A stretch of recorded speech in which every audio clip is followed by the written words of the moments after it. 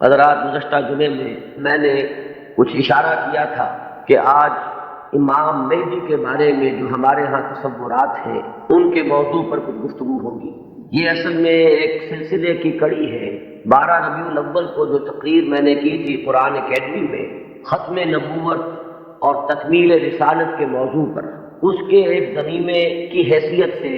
نزول مسیح کا مسئلہ زیر بحث آیا۔ اب ظاہر بات ہے کہ نزول مسیح سے پہلے رفع مسیح علیہ الصلوۃ والسلام کا مسئلہ ہے۔ چنانچہ میں نے پہلے تو ایک مفصل تقریر اس موضوع پر قرآن اکیڈمی ہی میں کی، اور پھر میرا ذہن چونکہ ادھر متوجہ ہوا کہ یہ اہم موضوع ہے، اس پر زیادہ وسیع حلقے میں بھی گفتگو ہونی چاہیے، تو 2 جمعوں میں بھی اس موضوع پر گفتگو ہوئی، بلکہ 3 جمعوں میں گفتگو ہو چکی ہے۔ بعض ضمنی مسائل وہ تھے اس مسئلے سے متعلق جن پر پچھلے جمعے میں گفتگو ہوئی۔ اب آج اسی ضمن میں چونکہ ایک مسئلہ جنہیں عام طور پر امام مہدی کہا جاتا ہے ان کا بھی ہے، اور اس کا تعلق اس پہلو سے بھی ہے کہ آن جہانی غلام احمد قادیانی نے جہاں مسیح موعود ہونے کا دعویٰ کیا وہاں مہدی معبود ہونے کا دعویٰ بھی کیا، اور ایک نہایت ضعیف روایت کا سہارا لے کر کہ لا مہدی الا عیسیٰ، انہوں نے اپنی ذات میں ان دونوں وعدوں کو جمع کر دیا کہ جن احادیث میں حضرت مسیح علیہ السلام کے نزول کی خبر دی گئی ہے وہ بھی مسیح عیسیٰ ابن مریم نہیں بلکہ مسیح مسیح وہ میں ہوں، اور جن احادیث میں امام مہدی کے بارے میں اخبار ہیں وہاں بھی در حقیقت جس شخصیت کے ظہور کی پیشین گوئی کی گئی ہے وہ میں ہی ہوں۔ تو ایک ہی شخصیت میں یہ دونوں پیشین گوئیاں جو ہے احادیث کی ان کو اس نے جمع کر دیا، اور یہ بات سامنے رہے کہ اس شخص سے اپنے آپ کو منسوب کرنے والے جو 2 گروہ ہمارے ہاں ہیں، ایک وہ کہ جنہیں ہم اصل قادیانی یا اب ربوائی کہتے ہیں، اور دوسرے وہ کہ جو لاہوری کہلاتے ہیں، یہ دونوں ان دونوں دعووں کے بارے میں متفق ہیں۔ اختلاف ایک اضافی دعوے کے بارے میں ہے، وہ اپنی زندگی کے آخری دور میں صریحاً نبوت کا دعویٰ ہے جو غلام احمد قادیانی نے کیا، اس دعوے کے بارے میں کچھ تعویلوں کے حوالے سے لاہوری جماعت منکر ہے کہ وہ دعویٰ ہوا ہی، یا یہ کہ اس کی تعویل ایسی کرتے ہیں کہ موقف ان کا یہ ہے کہ ہم غلام احمد کو نبی نہیں مانتے بلکہ ہم مسیح موعود اور مہدی معبود مانتے ہیں۔ تو جہاں تک ان دونوں دعووں کا تعلق ہے ان میں یہ دونوں جماعتیں مجتمع ہیں، ان کو ان دونوں حیثیتوں سے ماننے والے یہ ہیں، صرف جو فرق ہے ان کے مابین وہ نبوت کے دعوے کے بارے میں۔ اب اس مسئلے پر اس تمہید کے بعد جو بات میں کرنا چاہتا ہوں جو اہم ترین ہے وہ یہ ہے کہ امام مہدی کا جو تصور ہمارے ہاں ہے اس میں ذہنوں میں بڑا انتشار ہے، کنفیوژن، اس لیے کہ 2 مہدی جمع ہو گئے۔ ایک تصور مہدی کا وہ ہے جو اہل تشیع کے ہاں ہے، اور ایک تصور مہدی کا وہ ہے جو اہل سنت کے ہاں۔ ان دونوں میں زمین و آسمان کا فرق ہے، صرف ایک لفظی اشتراک میں، ایک نام کے مشترک ہونے میں ذہنوں کے اندر بہت سے مغالطوں کا جال جو ہے وہ پھیلا دیا۔ اس کے لیے مجھے جو بنیادی فرق ہے اہل سنت میں اور اہل تشیع میں، اس میں سے ایک موضوع پر گفتگو کرنی ہے۔ اہل سنت کا جو مجمع علیہ عقیدہ ہے اسی سے ہم نے گفتگو شروع کی تھی، وہ ختم نبوت، نبی اکرم صلی اللہ علیہ وسلم پر ہر نوع کی نبوت ختم ہو چکی ہے، آپ کے بعد کوئی نبی نہیں ہے، نہ کوئی ذلی ہے، نہ بروزی ہے، نہ جزوی ہے، نہ کلی ہے، نہ صاحب شریعت ہے، نہ بغیر شریعت ہے، نہ صاحب کتاب ہے، نہ بغیر کتاب۔ نبوت کی بنیاد ہے وحی نبوت پر، اور وحی نبوت کا دروازہ بند ہو چکا، یہ کھڑکی ہمیشہ کے لیے بند ہے۔ اسی ضمن میں نبوت کا خاصہ ہم مانتے ہیں عصمت، معصوم ہونا، معصومیت جو ہے یہ خاصہ نبوت ہے اہل سنت کے نزدیک۔ جب نبوت ختم ہوئی تو معصومیت بھی ختم، اب خطا کا امکان ہے، اجتہاد کا دروازہ ہے کھلا، کوشش کرو، محنت کرو، صحیح سے صحیح رائے تک پہنچنے کے لیے ایڑی چوٹی کا زور لگاؤ، کتاب و سنت کے جو محکمات ہیں، جو اس کی اساسات ہیں، اس سے استدلال کرتے ہوئے، استنباط کرتے ہوئے نتائج تک خود پہنچو، یہ اجتہاد۔ اس اجتہاد میں جہاں ثواب کا امکان ہے خطا کا، ثواب یہاں سے والا ثواب نہیں، فواد والا ثواب، جس سے آپ بولتے صاحب الرائے، وہ شخص کہ جس کی رائے صحیح ہوتی، تو ثواب کا بھی امکان ہے کہ صحیح رائے تک انسان پہنچ جائے، اور خطا کا بھی احتمال ہے۔ یہ جو خطا کا احتمال ہے، اگر پوری نیک نیتی سے خطا ہوئی ہو، انسان کی اپنی نیت میں کوئی فساد نہ ہو، اس کے اپنے اندر کوئی اس کے ارادوں میں کجی نہ ہو، تو اگر خلوص اور اخلاص کے ساتھ ایک مجتہد غلطی کرتا ہے، خطا کرتا ہے، ہمارا موقف یہ ہے کہ اسے بھی اجر ملے گا، اکیلا اجر ملے گا، اس لیے کہ اجتہاد کا مادہ وہی جہد ہے، اس نے خلوص کے ساتھ محنت کی ہے، جد و جہد کی ہے، مطالعہ کیا ہے، غور و فکر کیا ہے، کتاب و سنت کی نصوص کو کھنگالا ہے، اس نے ایک رائے قائم کی ہے، اس رائے کے قائم کرنے میں اگر وہ بربنائے طبع بشری کسی خطا کا مرتکب ہو گیا ہے تو یہ اس کے دسترس سے، اس کے اختیار کے دائرے سے باہر ہے، لہذا اسے اس کی محنت کا جو ثواب ضرور ہے۔ تو مجتہد مخطی کے لیے اکیرا ثواب ہے، اور مجتہد مصیب یعنی جو ثواب تک پہنچ گیا، صحیح رائے تک پہنچ گیا، اس کے لیے دوہرا ہے۔ یہ معاملہ میں نے اس سے پہلے بھی ایک مرتبہ عرض کیا تھا کہ ہمارے ہاں اتنا قطعی ہے کہ ہمارے نزدیک حضرت ابو بکر بھی معصوم نہیں ہے، حالانکہ بالاتفاق وہ سب سے افضل ہے پوری نوع انسانی میں انبیاء کے بعد، افضل البشر بعد الانبیاء بالتحقیق، صرف اس امت میں نہیں، کل نوع انسان، جیسے کہ محمد رسول اللہ صلی اللہ علیہ وسلم تمام انبیاء سے، تمام رسولوں سے افضل ہے، اسی طرح آپ کی امت کے جو صدیق اکبر ہیں وہ تمام امتوں کے صدیقین سے افضل ہے، افضل البشر بعد الانبیاء بالتحقیق ابو بکر الصدیق رضی اللہ عنہ۔ اب آپ سوچئے، ہماری یہ رائے ہے، کسی کی ہو یا نہ ہو اس سے اس کا سروکار نہیں ہے، ہماری یہ رائے ہے، اور پھر بھی ہم کہتے ہیں کہ ابو بکر بھی خطا سے محفوظ نہیں، معمول نہیں، ان سے بھی خطا کا امکان ہے، وہ معصوم نہیں ہے، قسمت جو ہے وہ خاصہ نبوت ہے، وہ محمد کے ساتھ ختم ہو گئی صلی اللہ علیہ وسلم۔ ابو بکر سے خطا ہو سکتی ہے، عمر سے ہو سکتی ہے، عثمان سے ہو سکتی ہے، علی سے ہو سکتی ہے، ہر شخص سے ہو سکتی ہے، اگر ان چار سے ہو سکتی ہے تو بقیہ پوری نوع انسانی تا قیامت جو آنے والی ہے ان میں کوئی ان سے افضل نہیں ہو سکتا، بات ختم۔ لیکن اہل تشیع کا عقیدہ یہ ہے کہ نبوت کا دروازہ تو بند ہوا ہے، لیکن اس کے بعد امامت معصومہ کا ایک سلسلہ چل رہا ہے، اور یہ امامت معصومہ اہل بیت میں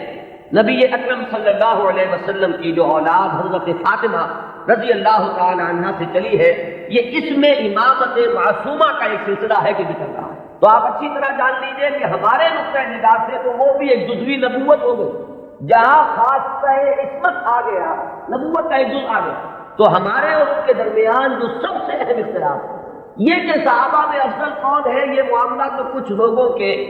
اپنے ذوق کا بھی ہو سکتا ہے، مزاج اور استاد کا بھی ہو سکتا ہے، ظاہر بات ہے کہ پسند ناپسند پر تو انسان کو اختیار بھی نہیں ہوتا۔ میں نے کئی مرتبہ عرض کیا کہ ایک ہی پودا ہے گلاب کا، اس پر پھول کھلے ہوئے ہیں، آپ کو کوئی ایک پھول زیادہ پسند آیا، آپ نے اس کو لے لیا، اور آپ بتا بھی نہیں سکیں گے کہ اس میں آخر سبب کیا ہے، آپ نے دوسرے پھولوں کو چھوڑ کر اسے کیوں منتخب کیا۔ تو یہ معاملہ اتنا بنیادی نہیں ہے، اگرچہ ہمارے نزدیک صحابہ کرام میں افضلیت کا ایک پیٹرن ہے اور وہ معین ہے کہ پوری امت میں افضل ترین 4 خلفاء ہیں، اور ان میں ترتیب فضیلت جو ہے وہ ترتیب خلافت کے مطابق ہے، ابو بکر ہے، عمر ہے، عثمان ہے، علی،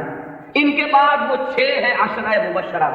ان کے بعد اصحاب بدر ہے، ان کے بعد اصحاب شجرہ ہے، ان کے بعد تمام صحابہ ہیں، اور ان کے بعد پھر اب سلسلہ جو ہے وہ چلتا جائے گا، آگے بات میرٹ پر ہوگی، شخصی میرٹ پر، لیکن یہاں جو ہے معاملہ شخصی میرٹ کا نہیں ہے، یہاں تو معاملہ جو ہے معین ہے کہ یہ سیڑھیاں، تو یہ ہے ہمارا ایک موقف۔ لیکن میں پھر بھی عرض کروں گا کہ اس کو میں کوئی اہم عقیدے کی بات نہیں ہے، یہ ایک ذوق کا معاملہ بھی ہو سکتا ہے، یہاں تک کہ امام الہند حضرت شاہ ولی اللہ دہلوی رحمۃ اللہ علیہ نے ایک بڑی عجیب بات لکھی، وہ یہ لکھتے ہیں کہ اگر میری طبیعت کو اس کے آزاد رجحان پر چھوڑ دیا جائے تو وہ فضیلت علی کی طرف زیادہ مائل ہے۔ کتنی سچی بات کہی ہے کہ میرے ذاتی رجحان کو، میری طبیعت کو، ایک ہے میرا ذوق، اگر اسے آزاد چھوڑ دیا جائے تو وہ کچھ فضیلت علی کی طرف زیادہ اس کا رجحان ہے، وہ زیادہ قائل ہے، لیکن مجھے حکم ہوا ہے کہ میں فضیلت کا اقرار کروں ابو بکر اور عمر اور عثمان۔ اب یہ ہے مقام، یہ جامعیت ہے، یہ توازن ہے، لہذا میں عرض کروں گا کہ اس مسئلے کو میں پھر بھی ثانوی کہوں گا، دوسرے درجے میں، لیکن یہ جو بنیادی بات ہے یہ بہت بڑا اختلاف ہے، اور ہمارے اعتبار سے تو در حقیقت یہ ایک جزوی نبوت ہے کہ جس کے قائل ہیں ہمارے یہ بھائی جو اپنے آپ کو اہل تشیع۔ بہرحال ان کا بھی آگے سلسلہ، یہ عام معلومات کے لیے بھی بات ہے کہ ذہنوں میں رہنی چاہیے، ہمیں اکثر و بیشتر بڑی بنیادی باتیں بھی اپنی تاریخ کی معلوم نہیں، ہم چونکہ سنی ہیں، سنیوں کے اختلافات کو ہم خوب جانتے ہیں، لیکن یہ کہ اہل تشیع میں اختلاف آگے کیا ہوئے ہیں اکثر و بیشتر ہمارے علم میں نہیں ہے۔ ان کا جو یہ معصوم امامت کا سلسلہ ہے، حضرت علی، حضرت حسن، حضرت حسین، حضرت حسین کے صاحبزادے حضرت علی بن حسین جنہیں امام زین العابدین کے نام سے پکارا جاتا ہے، پھر ان کے بیٹے ہیں محمد باقر، ان کے بیٹے ہیں جعفر، جن سے فقہ جعفری چل رہی ہے۔ یہ 6 امام تو ان کے ہاں متفق علیہ، ان میں تو یہ جو شاخ چلی ان میں کوئی اختلاف نہیں ہے کہ یہ سب کے نزدیک ان میں متفق علیہ ہے ان کی امامت، اور یہ سب امام معصوم شمار ہوتے۔ لیکن 7ویں امام پر آ کر ان کے ہاں ایک تقسیم ہو گئی۔ بڑے بیٹے اسماعیل تھے تو ان سے ان کے ماننے والے اسماعیلی کہلائے۔ اختلاف ہوا کہ اب امامت جو ہے حضرت جعفر صادق کی اولاد میں سے کس کی طرف منتقل ہوئی، اختلاف ہوا۔ بڑے بیٹے کے ماننے والے یہ کہلائے اسماعیلی، اور چھوٹے بیٹے سے جو چلا وہ پھر مسئلہ وہی چل رہا ہے۔ ان کے پھر مزید 6 امام ہیں، جن میں سے 11ویں امام جو ہے ان کے بارے میں ایک تو تاریخ کی روایت یہ ہے کہ وہ لا ولد فوت ہو گئے، اور ایک روایت جو اہل تشیع کے ہاں ہے وہ یہ ہے کہ ایک بچہ ان کے ہاں ہوا تھا جس کو انہوں نے اخفاء سے کہیں بھیج دیا باہر، اندیشہ یہ تھا کہ حکومت وقت اس کو قتل نہ کرے۔ وہ ہے ان کے تصور میں امام مہدی، وہ جن کو بچا لیا گیا تھا وہ کہیں کسی غار میں روپوش ہے، اور وہی ہے آخری زمانے کے قریب ان کا ظہور ہوگا۔ وہ زندہ ہے، غار میں موجود ہے،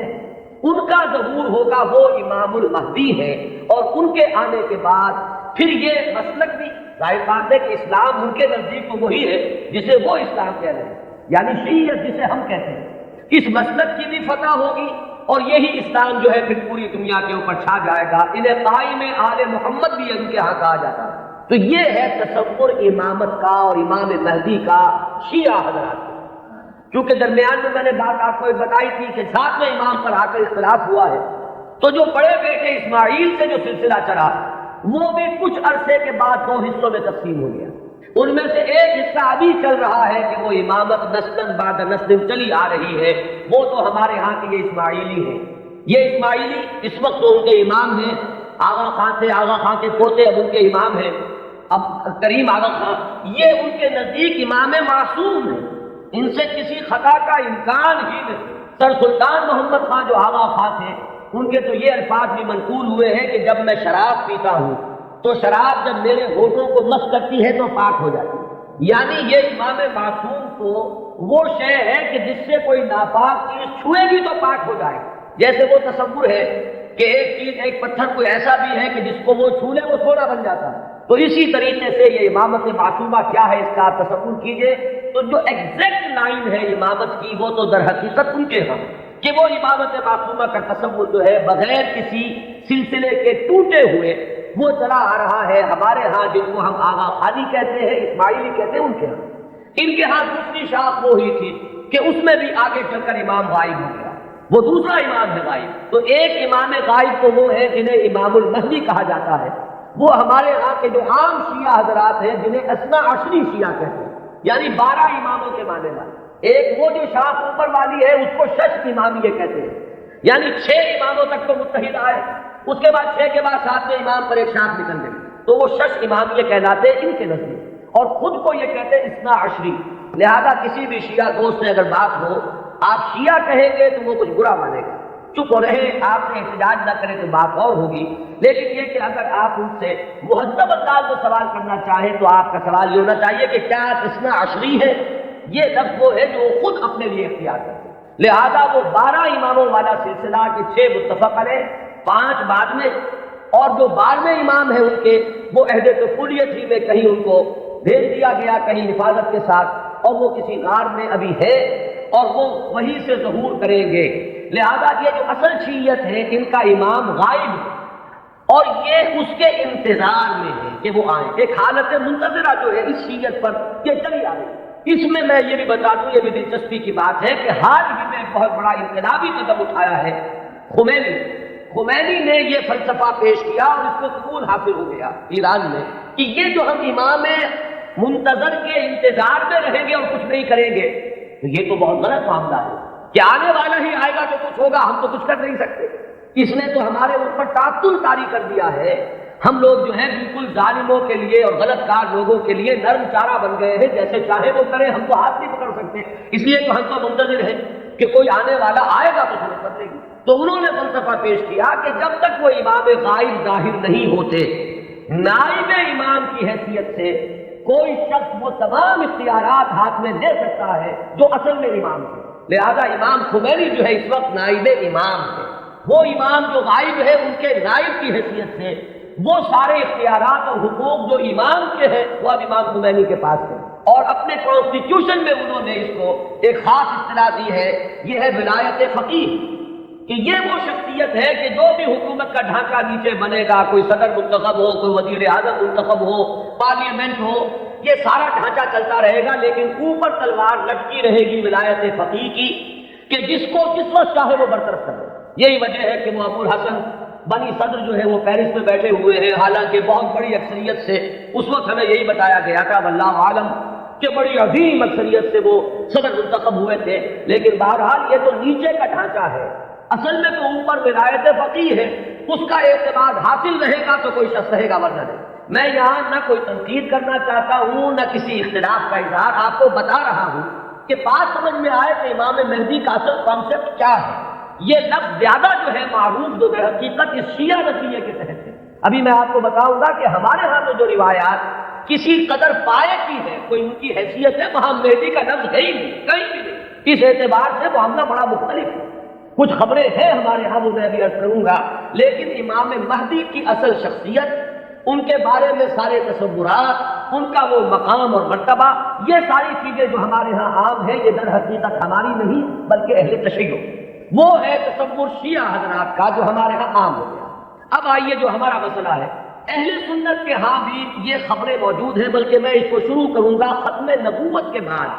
وہ کیا اقدامات ہیں کہ جو اس امت میں اللہ تعالیٰ نے اپنی مشیت کاملہ کے تحت کیے ہیں، کہ جن کے بارے میں میں اس کو جرت کر کے ایک لفظ استعمال کر رہا ہوں کہ جو نبوت کی قائم مقامی کی حیثیت اختیار کر رہے ہیں. ان میں سب سے پہلا قدم تو میں تفصیل سے عرض کر چکا ہوں، قرآن کی حفاظت.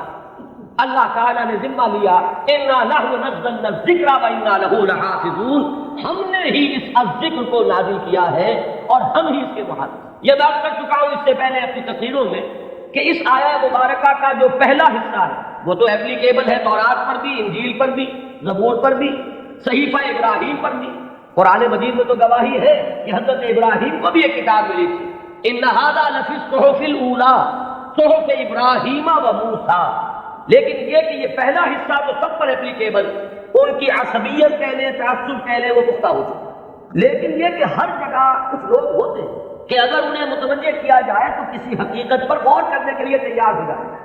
تو چونکہ ان کے ہاں جو بات چلی اجرائے وحی سے بات شروع ہوئی، تو ایک بڑی عام جو سطح ہے، کامن سینس کی سطح، اس پر وہ بات ان کی بڑی وزنی تھی. بات یہ تھی کہ جب نبوت کی اصل ضرورت ہے انسان کی ہدایت، تو انسان ختم نہیں ہوا، نبوت کیسے ختم ہو گئی؟ آخر نبوت، میں اب ان کی طرف سے بات کر رہا ہوں، کہیں کوئی مغالطہ آپ کو نہ ہو جائے، اس لیے کہ جب تک آپ اپنے مخالف کے موقف کو صحیح طور پر نہیں سمجھیں گے تو آپ کیسے اس کے بارے میں کوئی ججمنٹ آپ نہیں دے سکتے. ان کی دلیل کیا ہے کہ نبوت کوئی ہابی تو نہیں تھی بعد اللہ کی، جب چاہا جاری رکھا، جب چاہا ختم کر دیا. یہاں ہر چیز جو ہے حکمت کے ساتھ ہے، کوئی مقصد ہے، کوئی غایت ہے. ربنا ما خلقت ھذا باطلا. تو نبوت کی اصل غرض و غایت نوع انسانی کی ہدایت یا اتمام حجت. اب وہ نوع انسانی ختم نہیں ہوئی تو نبوت کیسے ختم ہو؟ وحی کا دروازہ کیسے بند ہو گیا؟ یہ دلیل تھی جو کامن سینس کے لیول پر کافی اپیلنگ ہے، بات سمجھ میں آتی ہے. یہاں ہمیں سمجھنا ہوگا کہ جب ہم اس کے قائل ہیں کہ نبوت، وحی نبوت کا دروازہ بند ہو گیا، تو خلق کی ہدایت کی جو ضرورت ہے اس کو اب کن ذرائع سے پورا کیا گیا. ان چیزوں کو اگر سمجھ لیا جائے تو وہ دلیل کٹ جائے. پہلی بات میں عرض کر چکا ہوں پوری تفصیل سے اپنی سیرت کی تقاریر میں بھی اور بعد میں بھی، کہ پہلی بات یہ کہ ہدایت خدا بندی اپنے مرحلہ تکمیل کو پہنچ گئی قرآن مجید میں. اس حقیقت کا جتنا ادراک ہوگا اور شعور کی سطح پر جتنی ریئلائزیشن ہوگی اس کی، اتنا ہی یوں سمجھیے کہ اس فتنے کا دروازہ بند ہوتا چلا جائے کہ وہ ہدایت جو وحی کے ذریعے سے دینی مقصود تھی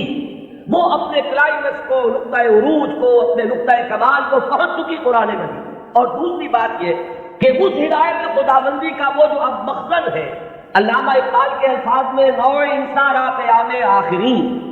حامل رحمت للعالمین، اس کی حفاظت کا ذمہ اللہ نے لیا۔ اب یہ ایک بہت بڑا ہسٹوریکل فیکٹ ہے کہ اگرچہ ہم مانتے ہیں سابقہ کتابیں بھی اللہ کی نازل کردہ تھیں، لیکن ان کی حفاظت کا ذمہ نہیں لیا۔ کیا وجہ؟ ترجیح بلا مرجع تو ظلم قرار پائے گی، کوئی نہ کوئی بنیاد ہے ترجیح کی کہ اس کی حفاظت کا ذمہ لیا اور ان کی حفاظت کا ذمہ نہ لیا۔ کیوں؟ اس لیے کہ یہ ہدایت کامل اور آخری ہدایت ہے۔ اگر یہ بھی گم ہو جائے تو پھر تو یا تو اس کھڑکی کو کھولیے، وہی نبوت کا دروازہ پھر کھولنا چاہیے،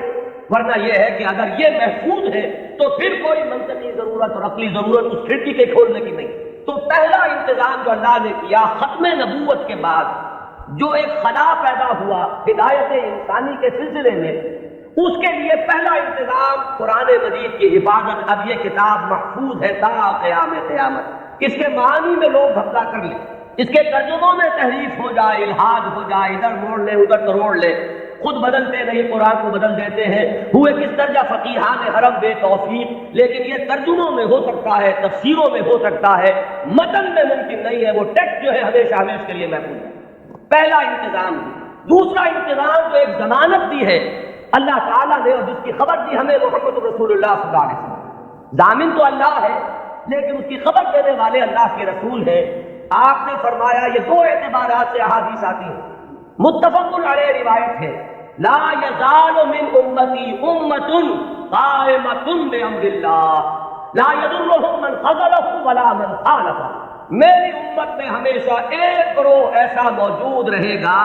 جو امر اللہ پر پورے طور پر قائم رہے گا، جازم رہے گا، نہ تو کوئی شخص جو ان سے روگردانی کرے گا، علیحدگی اختیار کرے گا، چھوڑ کر جائے گا، نہ تو وہ کوئی نقصان پہنچا سکے گا اس گروہ کو،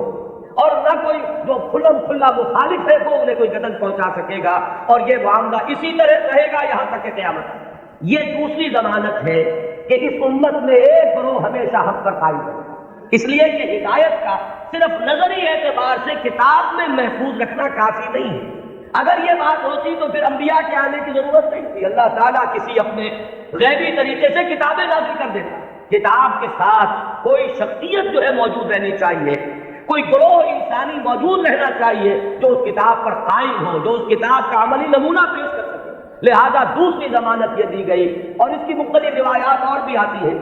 لا تزال فی امتی طائفۃ قائمین علی الحق، میری امت میں لازماً ایک گروہ ہمیشہ ایسا رہے گا جو حق پر قائم رہے گا، ایسی جماعت سے کبھی بھی دنیا بالکل خالی نہیں ہوگی۔ یہ ضمانت میں پھر عرض کر رہا ہوں کس کی ہے؟ اللہ۔ یہ در حقیقت اسی ضرورت کو پوری کرنے کا اہتمام ہو رہا ہے جو ختم نبوت کے بعد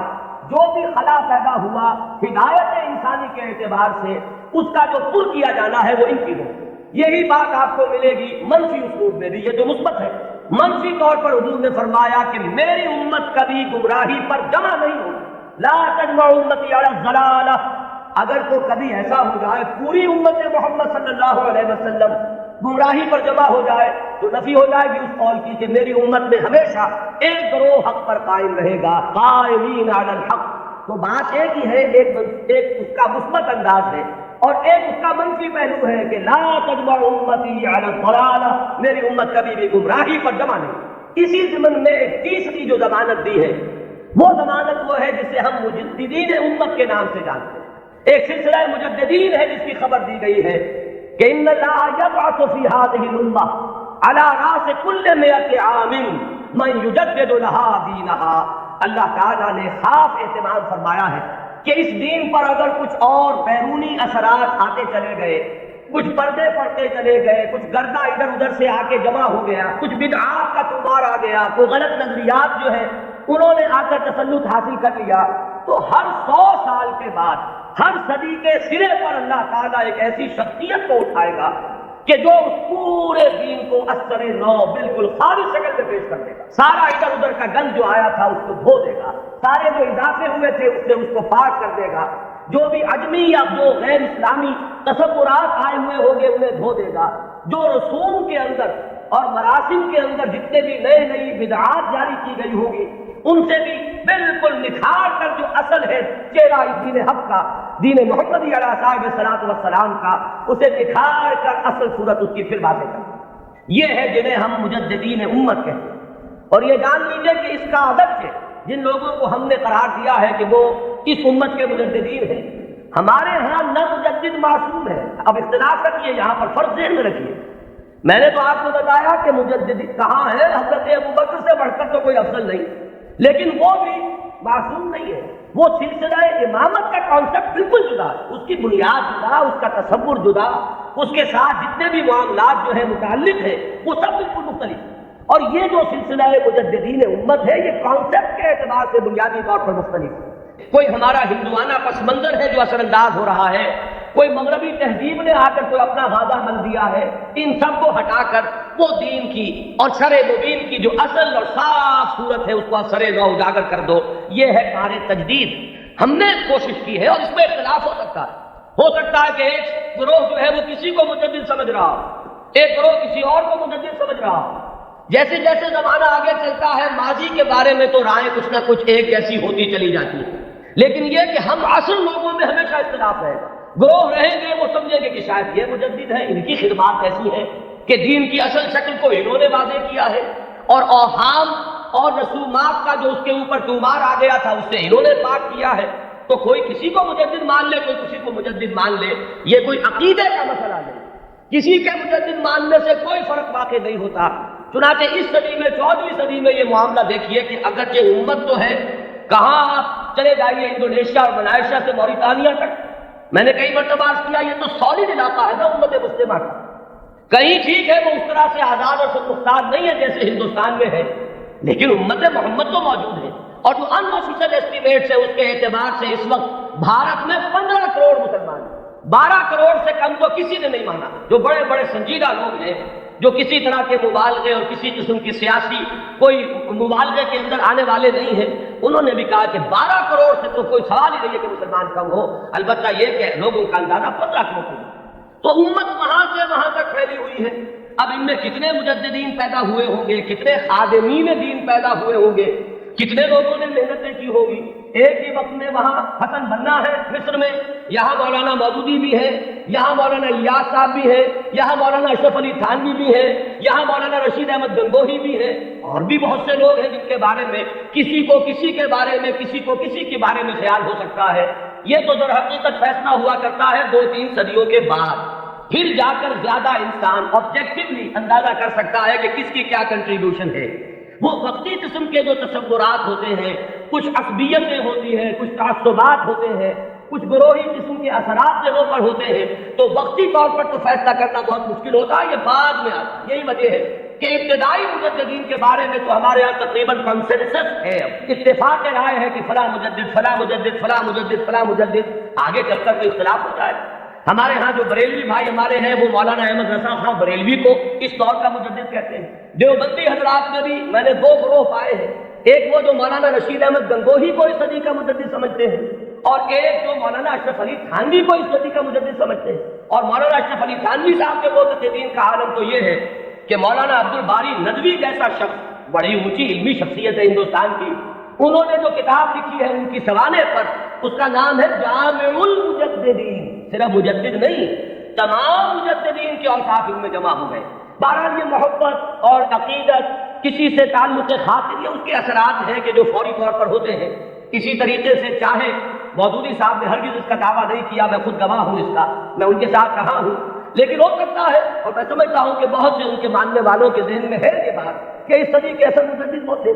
یا مولانا الیاس صاحب رحمۃ اللہ علیہ کے بارے میں تو میں یہ ان کے عقیدت مندوں میں اس سے بہت آگے بات سمجھتا ہوں۔ وہ تو چونکہ کچھ روحانیت کا میدان بھی ہے تبلیغی جماعت میں، تو وہاں جو غلو ہے عقیدت کا وہ تو اس سے کہیں بڑھ کر ہے۔ تو یہ ساری چیزیں میں صرف اس لیے عرض کر رہا ہوں کہ اس میں کسی گھبرانے کی بات نہیں، اس لیے یہ مجددیت جو ہے ہمارے ہاں کوئی ایسا منصب نہیں ہے کہ جس کو ماننے یا نہ ماننے سے کوئی ہمارے ایمان و اسلام میں فرق آتا ہے۔ اگر غلام احمد قادیانی کو صرف مجدد مانا گیا ہوتا کبھی تکفیر نہ ہوتا۔ اب ہمارے یہ لاہوری بھائی جو ہے جب اپنا مدافعت پہ آتے ہیں تو وہ کہتے ہیں کہ ہم تو صرف مجدد مانتے ہیں۔ ایک زمانے میں میں اسی وجہ سے اس بات کا قائل رہا کہ قادیانیوں کی تکفیر تو درست ہے، لیکن ان کے بارے میں ہمیں توقف کرنا چاہیے، اس لیے کہ یہ تو نبی نہیں مان رہے، لیکن ثابت یہ ہوا ہے کہ اس شخص نے نبوت کا دعویٰ کیا۔ اب کوئی شخص انکار کرے تو بات اور ہے، اور کم سے کم یہ کہ مسیح موعود مانتے ہیں اور وہ مہدی موعود مانتے ہیں، ان دونوں چیزوں کو انہوں نے جمع کر دیا، اور دعویٰ جو ہے اس کا ثابت ہے کہ اس نے نبوت کا دعویٰ کیا، لہذا ان کے انکار سے انہیں کوئی ریلیف نہیں مل سکتا۔ بہرحال جو بات میں عرض کر رہا تھا وہ یہ کہ ہمارا جو یہ تصور مجدد ہے اس کو ذہن میں رکھیے۔ تو اب اس سے آگے بحث کو بڑھائیے، جیسے سلسلہ نبوت و رسالت اپنے ارتقائی مراحل طے کر کے مقام عروج پر، کلائمیکس پر، درجہ کمال پر پہنچا محمد رسول اللہ صلی اللہ علیہ وسلم کی ذات مقدسہ، اسی طرح بالکل منطقی طور پر سمجھیے کہ اب یہ مجددین امت کا سلسلہ بھی قیامت سے پہلے اپنے تکمیلی مرحلے کو پہنچے گا۔ اور وہ تکمیلی مرحلہ کیا ہے کہ اس امت کی ایک ایسی تجدید ہوگی، اس دین کی ایک اتنی مکمل تجدید ہوگی، وہ دین کے جسے اب پوری دنیا کا دین بننا ہے، جس کی خبر دی ہے محمد رسول اللہ صلی اللہ علیہ وسلم نے۔ تو وہ اخبار و احادیث ہمیں ملتی ہے کہ جن میں حضور نے یہ خبر دی ہے کہ قیامت سے قبل اور قرب قیامت کے زمانے میں میری امت میں ایک شخص ایسا پیدا ہوگا کہ جو اس دین کو دنیا میں غالب کرے گا، جو اس کے لیے پھر اثر نو جد و جہد کرے گا۔ ظاہر بات ہے کہ وہ سلسلہ مجددین ہی کی آخری کڑی، اس لیے کہ قیامت کے سلسلے میں بات ہو رہی ہے قیامت سے پہلے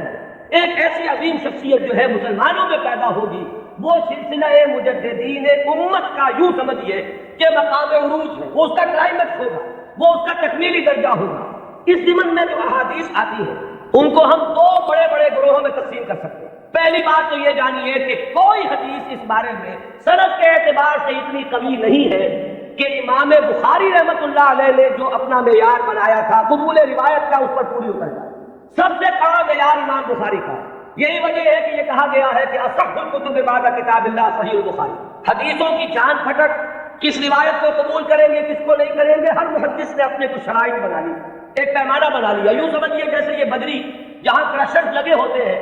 اور اس کے بعد وہ کرش کون جو ہے وہ کنویئر بیلٹ پر آتا ہے اور مختلف سائز کی چھلنیاں لگی ہوتی ہیں۔ کوئی چھوٹے سائز کی چھلنی ہے، اس میں سے چھوٹے چھوٹے پتھر جو ہے وہ نکل جائیں گے، اس سے آگے چل کر اور چھوٹے گریڈنگ کرنی ہے کہ آگے اس سے کم کم چاہیے بدری تو یہ اس چھلنی میں سے نکل گئی وہ لے جائے، پھر اس کے بعد آپ کو چاہیے آگے اس سے لے کر ایک انچ تک تو اگلی چھلنی ہے وہ اس میں سے نکلیں گے،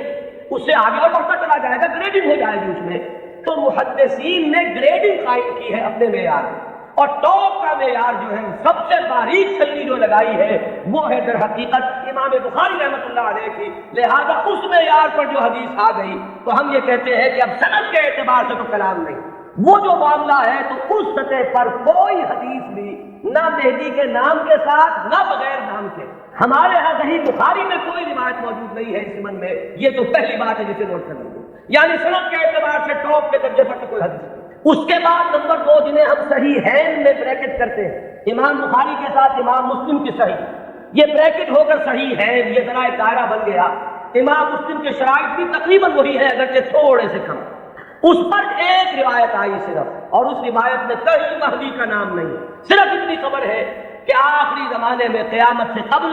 اللہ تعالیٰ ایک ایسی شخصیت کو ظاہر کرے گا، اور خاص طور پر اس کا جو ذکر ہے وہ یہ ہے کہ اس وقت زمانے میں اتنی خوشحالی ہو جائے گی، مسلمانوں کے ہاں اتنی دولت جمع ہوگی کہ وہ لبیں بھر بھر کر لوگوں کو تقسیم کرے گا اور دولت ختم نہیں ہوگی۔ یہ ایک عمومی خوشحالی کا، جیسے خلافت راستہ کے بارے میں ہم کہتے ہیں کہ لوگ اپنی زکوٰۃ اور صدقات لے کر گھومتے تھے اور کوئی لینے والا نہیں، تو اسی طرح کی برکات کا کوئی ظہور ہونے والا ہے، صرف اس کی خبر دی ہے حضور نے، اور وہ ایک عظیم شخصیت کے ذریعے سے ہوگا، اس پہ کسی کا ذکر نہیں ہے، نام کیا ہوگا، اس کے والد کا نام کیا ہوگا، وہ کس قبیلے سے ہوگا، وہ کس نسل سے ہوگا، کسی کا کوئی ذکر۔ تو صحیح ہے ان کا جو معاملہ یہ کہ صحیح بخاری میں سرے سے کوئی روایت موضوع ہی موجود نہیں، جبکہ یہاں کنٹراسٹ کے لیے میں آپ کو بتا دوں، میں نے جو تقریریں کی ہیں حضرت عیسیٰ کے نزول کے بارے میں علیہ الصلوۃ والسلام، وہ روایات جو ہے وہ صحیحین کی ہے، وہ متفق علیہ ہے، وہ بخاری میں بھی ہے مسلم میں بھی ہے، لہذا زمین و آسمان کا فرق ہے۔ ان دونوں کو ہمارے ذہنوں میں عام طور پر جو بھی تصورات سنی سنائی باتوں سے ہمارے ذہنوں میں بن گئے ہیں، تو تقریباً ان دونوں کو ہم وزن ہم نے کیا ہوا ہے، بہت فرق ہے۔ حضرت مسیح علیہ السلام کے نزول کی خبریں اور اس کی پیشین گوئیاں اور اس کی احادیث بہت کمی ہے سند کے اعتبار سے، اکثر اور بیشتر روایات اس میں وہ ہیں کہ جو متفق علیہ ہے، کہ صحیح بخاری میں بھی ہے، صحیح مسلم میں، جبکہ یہ جو تصور ہے ایک کانسیپٹ جو ہے امام المہدی کا، وہ میں بتا چکا ہوں اصلاً تو یہ ایک شیعی کانسیپٹ ہے، وہ سارے تصورات جو اس کے ساتھ ہیں وہ اہل تشیع کے، لیکن ہمارے ہاں اگر کوئی تصور ہے تو وہ تصور اول تو سند کے اعتبار سے اتنا قوی ہے ہی نہیں کہ شرائط بخاری پر پورا اترے، وہ تو بات نیچے آ گئی، اس سے نیچے جو روایت ملی صحیح ہے ان میں صرف ایک امام مسلم لائے ہیں، اس میں نہ کسی نام کا ذکر ہے، نہ تفصیلات ہے، نہ کسی نسل کا ذکر ہے، کس قبیلے سے ہوگا، بس ایک عظیم شخصیت کا ظہور ہوگا۔ تو اس کو تو یوں سمجھیے کہ وہی سلسلہ مجددیت کا یہ نقطۂ عروج ہے، یہ اس کا تکمیلی مرحلہ ہے۔ البتہ جب ہم صحیح ہے سے نیچے اترتے ہیں تو اب بہت سی احادیث ملتی ہیں۔ ان احادیث کو بھی آپ دو خانوں میں اپنے ذہن میں رکھ لیجیے۔ ایک تو وہ احادیث ہے کہ جن میں ان کا نام مہدی مذکور ہے، اور اس سے بھی بہتر اور قوی تر احادیث وہ ہیں کہ جن میں نام نہیں۔ پھر ان میں ایک اور فرق ہے، کہیں تو یہ بتایا گیا کہ وہ خاندان فاطمہ سے ہوگا رضی اللہ تعالیٰ عنہ، میری عطرت سے، اہل بیت سے، من ولد فاطمہ کے الفاظ بھی بعض روایات میں، بعض روایات وہ ہے کہ جن میں فرمایا گیا ہے کہ بنو عباس میں سے ہوگا، بعض روایات میں یہ کہ قرشی ہوگا، بعض روایات میں نام ایک اور بھی آیا حارث نام ہوگا، بعض روایات میں نام آیا ہے کہ اس کا نام میرا ہی ہوگا محمد صلی اللہ علیہ وسلم۔ ہم یہ ان کے اعتبار سے، آنے والے کے نام کے اعتبار سے نہیں کہہ رہے، صلی اللہ علیہ وسلم ہم نے حضور کے نام کی مناسبت سے کہا۔ تو میرا نام ہوگا، اس کے والد کا نام بھی میرے ہی والد کے نام پر ہوگا، یعنی وہ بھی محمد ابن عبداللہ ہوگا۔ اور یہاں میں آپ کو ایک بات بتا دوں کہ یہ جو ابھی 2 سال قبل یا شاید اب تیسرا سال ہے جو حادثہ ہوا تھا حرمین میں اور مسجد الحرام پر کچھ لوگوں نے قبضہ کیا تھا، مقابلہ ہوا، میں اس کی تفصیل میں نہیں جانا چاہتا کہ اس کے اسباب کیا تھے اور کیا ان لوگوں کا اصل موقف تھا، وہ کیا کرنا چاہتے تھے، لیکن وہاں بھی ایک شخص نے اپنے مہدی ہونے کا اعلان کیا اور وہ محمد ابن عبداللہ ہی، اس کا نام بھی محمد اور اس کے والد کا نام بھی عبداللہ، قحطانی ہے وہ، اور وہ عرب تو ہے، لیکن یہ کہ بہرحال اب جو بھی ان کے بارے میں معلوم نہیں ہے کہ آیا جو لوگ موقع پر قتل ہو گئے ہیں وہاں ان میں وہ ہے یا نہیں، پھر یہ کہ جو لوگ بعد میں پکڑ کر قتل کیے گئے ہیں سزا کے طور پر ان میں وہ ہے یا نہیں کچھ پتہ نہیں۔ جو ان کا سب سے بڑا سرغنہ تھا اس کو تو بہرحال قتل کر دیا گیا ہے، لیکن جو اصل سرغنہ تھا وہ نہیں ہے جس نے کہ دعویٰ کیا تھا کہ یہ مہدی ہے، جن کے بارے میں لوگوں نے کہا کہ ان سے بیعت کرو یہ مہدی ہے۔ تو وہ بہرحال ایک صرف میں نے برصغیر تذکرہ بات کہی ہے کہ وہ جو فرمایا گیا کہ نام میرے نام پر ہوگا اور والد کا نام بھی میرے والد کے نام پر ہوگا، یہ بھی بعض روایات میں ہے، لیکن یہ تمام روایات جو ہے جیسا کہ میں نے عرض کیا کہ ان میں سے بہت ایک تو تعارض ہے، اختلاف ہے، تفصیلات میں بہت فرق و تفاوت ہے۔ تو اس سے بہرحال جہاں تک حدیث کے متن پر جرح کے لیے اور غور و فکر کے جو اصول بنے، حدیث پر جو غور و فکر ہوا ہے وہ 2 اعتبارات، سند پر یا متن پر۔ سند میں تو ہم یہ دیکھیں گے کس نے کس سے سنا، کس نے کس سے سنا، اس نے کس سے سنا، اس نے کس سے سنا، یہ چین متصل ہے یا کہیں ٹوٹتی ہے، 2 کڑیاں آپس میں ملی ہوئی ہے کہ نہیں۔ پھر ہر کڑی کے بارے میں دیکھیں گے یہ فاسق تو نہیں تھا، اس کے بارے میں کوئی جھوٹ کی گواہی تو نہیں ملی تھی کہ جھوٹ بھی بول دیتا تھا۔ تو یہ سارا معاملہ تو ہے سند کا کہ جتنے بھی راوی ہیں متصل ہو روایت کا سلسلہ نمبر 1، اور جو راوی ہے وہ سب کے سب ثقہ ہو، قابل اعتماد ہو، نیک لوگ ہو، یہ گفتگو تو ہے سند پر۔ جو محدثین نے اکثر و بیشتر کام اسی پر کیا ہے، وہ متن پر زیادہ زور نہیں دیتے، وہ تو سند دیکھتے ہیں، بات آ رہی ہے کس سے۔ ایک ہوتا ہے کسی حدیث کے مضمون پر غور کر کے اور پھر یہ دیکھا جائے کہ اس میں کیا ہے، کوئی چیز ایسی تو نہیں جو خلاف عقل ہو، کوئی چیز ایسی تو نہیں جو کتاب و سنت کی دوسری منسوخ چیزوں کے خلاف ہو، بالکل واضح طور پر کوئی چیز مخالفت کر رہی ہو قرآن اور حدیث کی۔ اور اسی میں ایک اصول یہ بھی تھا کہ ہمارے ہاں جو اختلافات ہوئے ہیں بعد میں سیاسی اور اس کی وجہ سے گروہ بندیاں ہوئی ہیں، تو کچھ حدیثیں یا کچھ روایتیں جو بنائی گئی اس دور میں ان میں کچھ نام داخل کر دیے گئے۔ بنو عباس کو اپنے سپورٹرز درکار تھے تو انہوں نے کچھ ایسی حدیثوں کے اندر کوئی اہتمام، اور یہ ضروری نہیں کہ بنو عباس نے کیا، یہ آپ کو معلوم ہے کہ بادشاہ سے بڑھ کر بادشاہ کے وفادار ہر دنیا میں موجود رہے،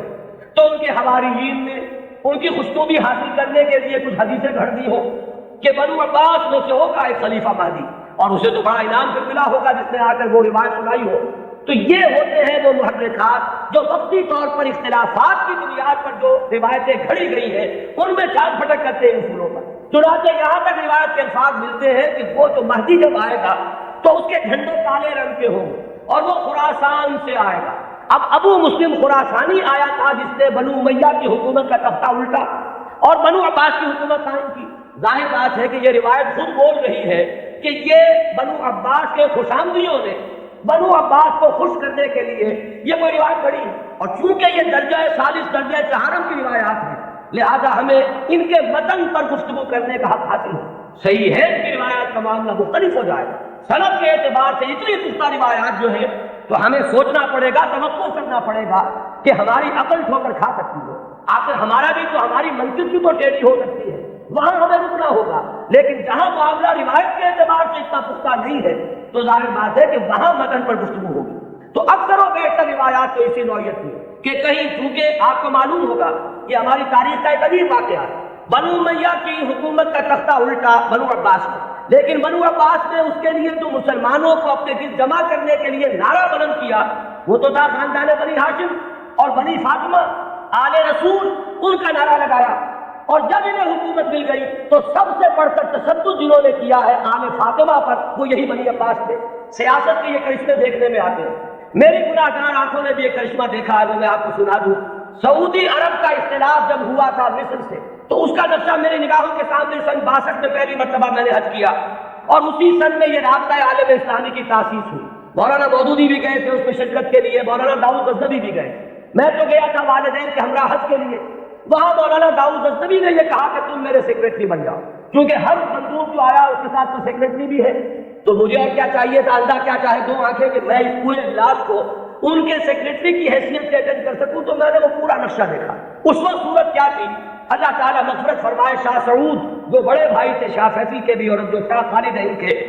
شاہ سعود اس وقت یوں سمجھیے کہ جو تقریر کی ہے ناصر کے خلاف اور مصر کے خلاف، اس سے زیادہ ذہن میں بجھی ہوئی تقریر کوئی نہیں ہو سکتی۔ جملے مجھے ابھی تک یاد ہے، نحن فداء الاسلام بارواحنا واجسادنا وهم اعداء اللہ واعداء الدین واعداء الرسول، ہم تو اسلام کے فدائی ہیں، اپنی ارواح سے بھی اپنے اجساد سے بھی، ہر چیز اپنی اسلام پر فدا کرنے کو تیار، اور یہ جو ہے اللہ کے دشمن، اللہ کے رسول کے دشمن، اللہ کے دین کے دشمن، یہ انداز تھا۔ وہ کہیں تصویر اس زمانے میں چھپ گئی تھی، ظاہر بات ہے کہ مصر تو اس طرح کا آزاد ملک ہے جیسے ہمارا معاشرہ بھی ہے، یہاں سوشلسٹ بھی ہے، ملحد بھی ہے، وہاں بھی ہے، تو کسی ملحد رسالے میں یہ پالیگیمی پر ایک کارٹون چھپ گیا تھا، ایک مرغا درمیان میں ہے اور چاروں طرف 9 مرغیاں، اور یہ کارٹون جو ہے وہ منسوخ کیا تھا، یہ ہے یعنی اشارہ کیا جا رہا تھا توہین آمیز انداز میں نبی اکرم صلی اللہ علیہ وسلم، اس کارٹون کا ذکر انہوں نے کیا، یہ کر رہے ہیں وہ مصر میں، اور ظاہر بات ہے یہ ایسی چیز ہے کہ ہر مسلمان کا خون جو ہے کھول اٹھے گا اس کے قسم۔ لیکن یہ کہ پھر آپ سوچئے ہوا کیا، یہ جو اختلاف تھا مصر کا اور سعودی عرب کا، اب اختلاف ہوا 2 بھائیوں کا، شاہ فیصل نے جو اس وقت بنی عہد سے تختہ الٹا حکومت پر قبضہ کیا، وہی شاہ سعود اب جا کر بیٹھے ناصر کی گود میں، جن کی وہ تقریر تھی، انہیں پناہ ملی ہے تو ناصر کی ہاں ملی ہے۔ کشمکش تو سعودی عرب کی اور مصر کی تھی، شخصیات اور حقیقت اس میں آ جایا کرتی ہے وقتی طور پر۔ تو یہ تماشا میری گناہگار آنکھوں نے بھی دیکھا، اور یہی تماشا تاریخ میں ہوا تھا کہ بنو عباس نے بنو امیہ کی حکومت کا تختہ الٹا اہل بیت رسول کے نام پر، اور پھر اہل بیت رسول پر جتنا ستم کیا ہے بنو عباس نے، اس کا اس نے اشیر بھی نہیں ہے کہ جو بنو امیہ نے کیا۔ بہرحال یہ جب معاملات ہیں تو کہیں بنی فاطمہ کے لیے وہ احادیث ہے، کہیں بنو عباس کے لیے ہے، تو ان روایتوں کا ہمارے ہاں کوئی اونچا مقام نہیں۔ البتہ وہ جو میں نے بات آپ کے سامنے عرض کی کہ دین کا جو ایک تصور ہمارا ہے وہ حیثیت مجموعی، ختم نبوت کے بعد ہدایت انسانی کا سلسلہ جو جاری ہے وہ کس شکل میں ہے؟ میں نے آج اسی لیے آیت شروع میں پڑھی تھی، وَلْتَكُن مِّنكُمْ أُمَّةٌ يَدْعُونَ إِلَى الْخَيْرِ وَيَأْمُرُونَ بِالْمَعْرُوفِ وَيَنْهَوْنَ عَنِ الْمُنكَرِ وَأُولَٰئِكَ هُمُ الْمُفْلِحُونَ۔ لوگوں اب شخصی نبوت کا دور ختم ہوا، وہ تو آخری اور کامل نبی تھے محمد صلی اللہ علیہ وسلم۔ اب تمہیں اجتماعی سطح پر ایک کام کرنا، وہ کام جو ہوا کرتا تھا رسولوں کے ذریعے سے اب تمہیں کرنا ہے، بحیثیت امت کرنا ہے۔ وَكَذَٰلِكَ جَعَلْنَاكُمْ أُمَّةً وَسَطًا لِتَكُونُوا شُهَدَاءَ عَلَى النَّاسِ وَيَكُونَ الرَّسُولُ عَلَيْكُمْ شَهِيدًا۔ ہم نے تمہیں امت وسط بنایا ہی اس لیے ہے کہ رسول گواہی دے تم پر اور تم گواہ بن جاؤ پوری نوع انسانی۔ یہی ہے فطرت کے مطابق، عقل کے مطابق، منطق کے مطابق کہ وہ جو سلسلہ ختم ہوا رسالت کا اور نبوت کا، در حقیقت اس کی جگہ اب اس امت نے لی ہے۔ اب یہ کلیکٹیو رسپانسبلٹی ہے پوری امت کی،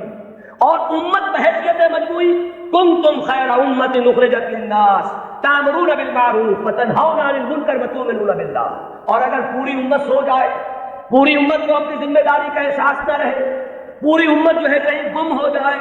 اپنا قافلہ جو ہے وہ راستہ بھول چکا ہو، تب کیا کرے؟ وَلْتَكُن مِّنكُمْ أُمَّةٌ يَدْعُونَ إِلَى الْخَيْرِ، تم میں سے ایک گروہ تو رہنا ہی چاہیے، ایک جماعت تو ایسی ہونی ہی چاہیے۔ کچھ لوگ تو رہے کہ جب دنیا کی طرف دوڑ رہی ہو تو وہ دین کے لیے اپنے آپ کو وقف کرے، جب باقی لوگوں کی ایمبیشنز اور حوصلے اور ولولے ہوں دنیا کمانے کے، وہ ہر چیز کو ترک کر صرف اللہ کے دین کی خدمت کا بیڑا اٹھائے۔ تو ایک گروہ ایک جماعت تو رہنی ہی چاہیے. وَلْتَكُن مِّنكُمْ أُمَّةٌ يَدْعُونَ إِلَى الْخَيْرِ وَيَأْمُرُونَ بِالْمَعْرُوفِ وَيَنْهَوْنَ عَنِ الْمُنكَرِ وَأُولَٰئِكَ هُمُ الْمُفْلِحُونَ. اور جان لو کہ اصل فلاح کے حقدار وہی ہوں گے، انہی کو فلاح مل کر رہے گی. یہ ہے وہ قرآنی ہدایت جس کا اب میں نے جو بتایا آپ کو احادیث کے ذیل میں. تو پہلی بات تو یہ کہ قرآن کی حفاظت تو قرآن سے ثابت، احادیث سے ثابت. دوسری بات یہ کہ ایسے گروہ کا رہنا اس کی ضمانت احادیث نے دے دی. لا تزال فی امتی طائفۃ قائمین علی الحق. میری امت میں ایک گروہ ہمیشہ رہے گا. اور یہ جان لیجیے یہ بھی ایک دلچسپ مسئلہ ہے. جو جماعتیں بنتی ہیں، جو گروہ اٹھتے ہیں اس کام کے لیے، ظاہر بات ہے وہ کسی شخصیت کے سہارے پر اٹھتے ہیں. یہ آپ کو اچھا لگے یا برا لگے. کچھ لوگ زیادہ آئیڈیلسٹ ہوتے ہیں، وہ شخصیت نہیں بلکہ زیادہ جو ہے وہ اجتماعیت میں بلیو کرنے والے ہیں. ان حضرات کی توجہ کے لیے کہہ رہا ہوں کہ کام ہمیشہ جب بھی آپ دیکھیں گے کسی شخص سے شروع ہوا. کوئی شخص جس کا کہ ذکر میں ابھی کر چکا کہ ان اللہ یبعث فی هذه الامه علی راس کل مئۃ عام من یبعث لها دینها. کوئی نہ کوئی شخص اٹھتا رہے گا کہ لوگ دین کو تمام جو باہر سے آئے ہوئے اثرات ہیں ان سے دھو کر اس کی صحیح شکل میں لوگ دنیا کے سامنے لے آئے گا. اب ظاہر بات ہے کہ وہ اکیلا تو نہیں ہوگا، اسی کی دعوت پر کچھ لوگ جمع ہوں گے. وہ پکارے گا من انصاری اللہ، میں یہ کام کا بیڑا اٹھا رہا ہوں، کون ہے جو میری مدد کرے؟ وہ جماعت وجود میں آئے گی. وہ ہے جماعت وَلْتَكُن مِّنكُمْ أُمَّةٌ يَدْعُونَ إِلَى الْخَيْرِ یا لَا تَزَالُ فِي أُمَّتِي طَائِفَةٌ قَائِمِينَ عَلَى الْحَقِّ. وہ جماعت ہوگی. اس کے بعد ہوتا کیا ہے حادثہ، یہ بھی جان لیجیے، یہ بھی بہت مرتبہ ریپیٹ ہو چکا ہے. وہ جو گروہ، وہ جماعت جب ذرا آگے بات چلتی ہے تو وہ شخصیت جو ہے وہ بت بن جاتا ہے. اس کی محبت جو ہے وہ عقیدت میں بدل جاتی ہے. عقیدت شخصیت پرستی کا روپ دھارتی ہے. پھر اس کے ارد گرد اس کا نام لے کر جو لوگ اٹھتے ہیں وہ اپنی دنیا کو کمانے کا ذریعہ اس شخص کو بناتے ہیں، اس کا نام بیچتے ہیں، اس کی محبت بیچتے ہیں. وہ جو اقبال نے کہا یہی شیخ حرم ہے جو چرا کر بیچ کھاتا ہے، یہی ہے گلی میں گزرو چلتے ہوئے سو چادر زہرا. یہ جو لوگ بیچتے ہیں وہ اپنے مصلحت کے لیے بیچتے ہیں، اس شخصیت کے لیے نہیں. اس نے ایک کام کیا، مسلمانوں کے دلوں کا وہ تارا بن گئی، آنکھوں کا تارا بن گئی وہ شخصیت. ظاہر بات ہے محبت پیدا ہوتی ہے. یہ بھی حدیث ملتی ہے کہ اللہ تعالیٰ جب کسی انسان سے، بندے سے محبت کرتا ہے تو وہ فرشتوں سے کہتا ہے میں فلاں بندے سے محبت کرتا ہوں، تم بھی محبت کرو. اس کے بعد اس کی محبت جو ہے خلق خدا کے دل میں ڈال دی جاتی ہے. بہت سے لوگ جانتے بھی نہیں کہ ہم اس سے کیوں محبت کرتے ہیں. محبت کرتے ہیں اس لیے کہ یہ خدائی تدابیر میں سے. اب اس محبت کو کچھ لوگ ایکسپلائٹ کرنے والے آتے ہیں جو اپنی دنیا بناتے ہیں اس محبت کو بیچ کر. اس کے حوالے سے، اس کے ذریعے سے معلوم ہوا کہ اب وہ جماعت جو ایک دور میں کھڑی ہوئی تھی دین کی تجدید کے لیے، وہ خود ایک فرقہ بن کر اور ایک فتنہ بن کر، ایک گمراہی کا ذریعہ بن کر پھر اٹھاتا ہے اللہ کسی اور کو. اس لیے کہ سلسلہ تو چل رہا ہے، نبوت ختم ہو چکی ہے،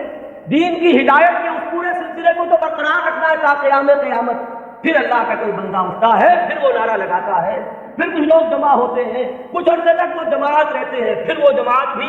پھر وہ بنتی ہے اور سڑتی ہے، اور اس کے اندر پھر وہی فرقے بندی پیدا ہوتی ہے. وہ ایک فرقے کا روپ دھار لیتی ہے اور اس میں پھر شخصیتیں جو ہے خود بن کر کچھ لگتی ہیں. پھر اللہ کسی کو اٹھاتا ہے. یہی پروسیس ہے جو عقلاً ممکن ہے، یہی پروسیس ہے جو منطقی طور پر ممکن ہے، اور یہی ہم تاریخ میں دیکھ رہے ہیں کہ ہر گروہ جو ہے وہ اٹھا ہے اور وہ تجدید دین اور خدمت دین کے دائرے سے اٹھا اور انہوں نے کام کیا، اس میں کوئی شک نہیں. ایک وقت میں دین کی صحیح تصویر لوگوں کے سامنے رکھی، وہ خدمتیں کر کے چلے گئے، بعد میں ان کے نام پوجنے لگے اور وہ پھر عقیدے بن گئے. آج ہمارے ہاں جو مزاروں کی پرستش ہو رہی ہے تو یہی تو ہے. جنہوں نے فاقوں پر فاقے کاٹے تھے، جن کے فاقے ضرب المثل ہیں، آج ان کی قبروں کے طفیل جو ہے عیاشیاں ہو رہی ہیں. آج لوگ جو ہے انہوں نے اپنی دنیا کمانے کا ذریعہ اس کو بنایا ہوا ہے. تو یہ وہی پروسیس ہے جو بہت زیادہ میگنیفائڈ فارم میں اور بڑی گھناؤنی صورت میں ہمارے سامنے موجود ہے. ہوتا یہی ہے. تو فرمایا کہ ایسا ہوتا رہے گا، قافلہ چلتا رہے گا. قرآن ہے، یہ قلعہ تو گڑا ہوا ہے، اس میں تو کہیں ادھر سے ادھر ہونے کا سوال ہی نہیں. یہ تو قائم و دائم ہے، اس کی حفاظت کا ذمہ لیا. اس کے بعد ایک امت، ایک گروہ بھی موجود رہے گی، اس کی بھی ضمانت ہے. اور ظاہر بات ہے کہ امت یا گروہ، اما یا امو کہتے کسے؟ ایک امام ہوتا ہے جس کے پیچھے نماز ادا کرتے ہیں باجماعت، وہ امام ہے. اور امت کا لفظ بنا امام سے، اما یا امو سے لفظ امت بنا. یہ جو شخص اٹھے گا، اس کے جو ساتھی ہوں گے، آبان و انصار ہوں گے، جو مددگار ہوں گے، یہ جماعت بنیں گے. اور اس کے بعد جب یہ جماعت جو ہے، جب یہ سوال سے دو چار ہوگی، جب اس کے اندر فساد رونما ہو جائے گا، پھر وہ پروسیس سر نو ہوگا. یہ چلتا رہے گا تا کے قرب قیامت میں ایک عظیم شخصیت کا ظہور ہوگا، وہ اسی سلسلہ مجددین کی آخری کڑی ہوگا، وہ دین کی تجدید کرے گا، اس کے ساتھ مسلمان جمع ہو جائیں گے، متقین ہوں گے، صالحین ہوں گے، مخلصین ہوں گے، جہاد ہوگا، اعداء اللہ اعداء الدین کے ساتھ مقابلے ہوں گے، اور ان میں سر فہرست ہے یہود، اور یہود ہی کے ساتھ جب آخری مارکا ہو رہا ہوگا اور وہاں مسلمانوں کے قدم جو ہے وہ کمزور پڑ رہے ہوں گے، اس وقت وہ حضرت مسیح کا نزول ہوگا، اور وہ دجال اکبر جو یہود کا اس وقت سب سے بڑا لیڈر ہوگا اسے بھی قتل کریں گے اور یہودیوں کا قلع کما کریں گے۔ یہ دونوں جو واقعات ہیں جمع ہو جاتے ہیں، نزول عیسیٰ علیہ السلام کا معاملہ بھی اور اس عظیم شخصیت کا معاملہ بھی۔ ہم یقین سے نہیں کہہ سکتے ان کا نام کیا ہوگا، یہ ساری خبریں فلاں قبیلے سے فلاں خاندان سے یہ اس طرح کو نہیں پہنچی ہوئی ہے کہ میں یا آپ کوئی رائے اس کی بنا پر حتمی طور پر قائم کر لیں۔ حتمی بات ایک ہی ہے کہ آخری زمانے میں اس امت میں ایک مجدد پیدا ہوگا، عظیم مجدد، اور وہ اس دین کی تجدید اس سطح پر کرے گا کہ جس کے بعد اس دین کا غلبہ پوری دنیا میں ممکن ہو جائے گا۔ یہ ہے اصل میں ہمارا تصور اہل سنت کا۔ آپ انہیں امام مہدی کہیں یا نہ کہیں، نام اختیار کریں یا نہ کریں، بہرحال یہ تصور ہمارے ہاں موجود ہے۔ البتہ اس کو بنیادی طور پر ڈفرینشیٹ کیجیے اپنے ذہن میں، جو شیعہ حضرات کا تصور امام مہدی ہے، اس میں اور اس میں کوئی چیز مشترک نہیں، زمین و آسمان کا فرق ہے۔ اقول قولی ھذا واستغفر اللہ لی ولکم ولسائر المسلمین۔